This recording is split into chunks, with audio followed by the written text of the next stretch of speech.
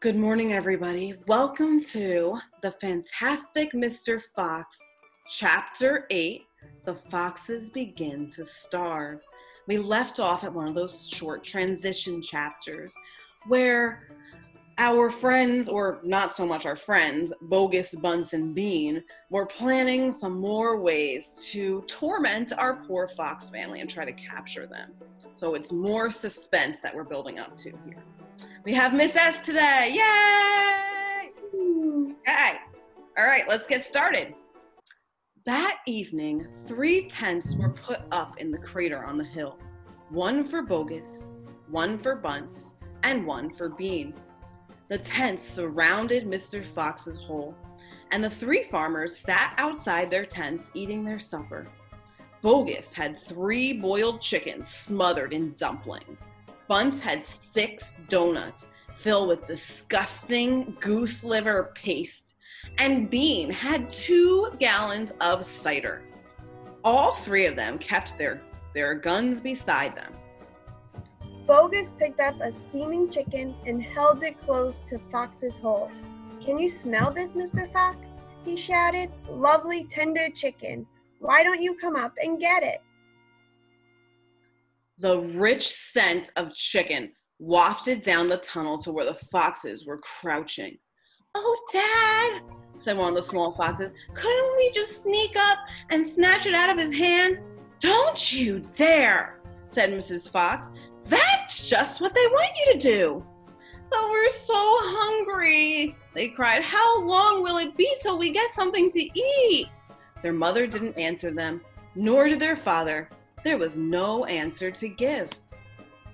As darkness fell, Bunce and Bean switched on their powerful headlamps of the 2 tractors and shone them on to the hole. "Now," said Bean, "we'll take it in turn to keep watch. One watches while 2 sleep, and so on all through the night." Bogus said, "What if the fox digs a hole right through the hill and comes out the other side? You didn't think of that one, did you?" "Of course I did," said Bean, pretending he had. "Go on, then tell us the answer," said Bogus. Bean picked something small and black out of his ear and flicked it away. "How many men have you got working on the farm?" he asked. 35, Bogus said. "I got 36, Bunce said. "And I got 37, Bean said. "That makes 108 men altogether. We must order them to surround the hill. Each man will have a gun and a flashlight. There will be no escape then for Mr. Fox." So the order went down to the farms, and that night 108 men formed a tight ring around the bottom of the hill. They were armed with sticks and guns and hatchets and pistols and all sorts of horrible weapons. This made it quite impossible for a fox, or indeed for any other animal, to escape from the hill. The next day, the watching and waiting went on. Bogus and Bunce and Bean sat up upon small stools, staring at the fox's hole. They didn't talk much. They just sat there with their guns on their laps. Every so often, Mr. Fox would creep a little closer towards the mouth of the tunnel and take a sniff. Then he would creep back again and say, "They're still there." "Are you quite sure?" Mrs. Fox would ask. "Positive," said Mr. Fox. "I can smell that man Bean a mile away. He stinks." And that concludes chapter 8. Okay. So again, our characters are left waiting, more and more building up here. It might be a good time for you to think about the traits of our Mr. Fox here. What is he like? Think about how he is protecting his family. What does that make him?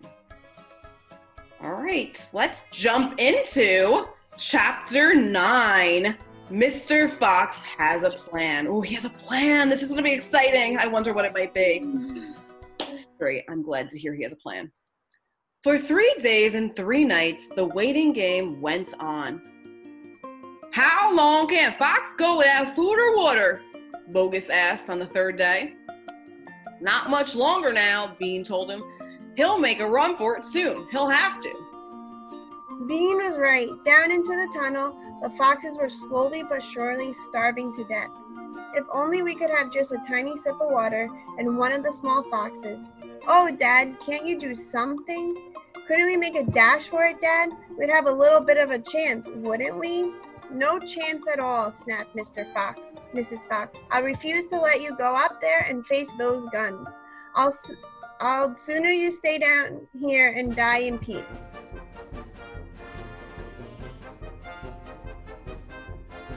Mr. Fox had not spoken for a long time. He had been sitting quite still, his eyes closed, not even hearing what the others were saying. Mrs. Fox knew that he was trying desperately to think of a way out.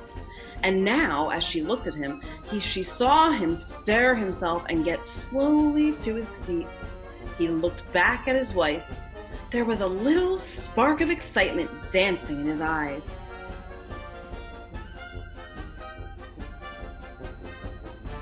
What is it, darling? Said Mrs. Fox quickly. I've just had a bit of an idea, Mr. Fox said carefully. What? They cried. Oh, Dad, what is it? Come on, said Mrs. Fox. Tell us quickly. Well, said Mr. Fox. Then he stopped and sighed and sadly shook his head. He sat down again. It's no good, he said. It won't work after all. Why not, Dad?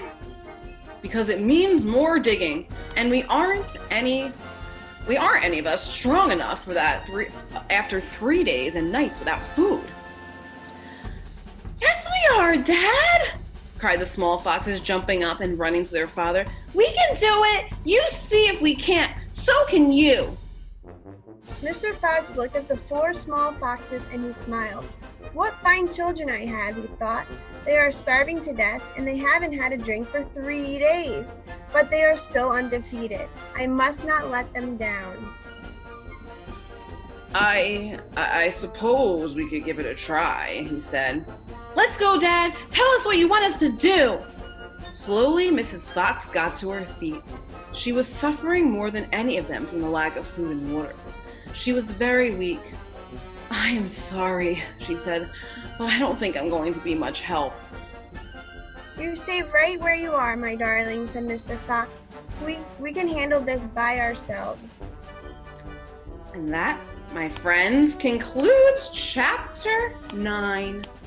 So we are really left with a lot of wondering. Again, are they going to make it? Are they going to succeed? Very interesting. Very interesting. Okay. Thank you for joining us today. Bye, everyone. Thank you.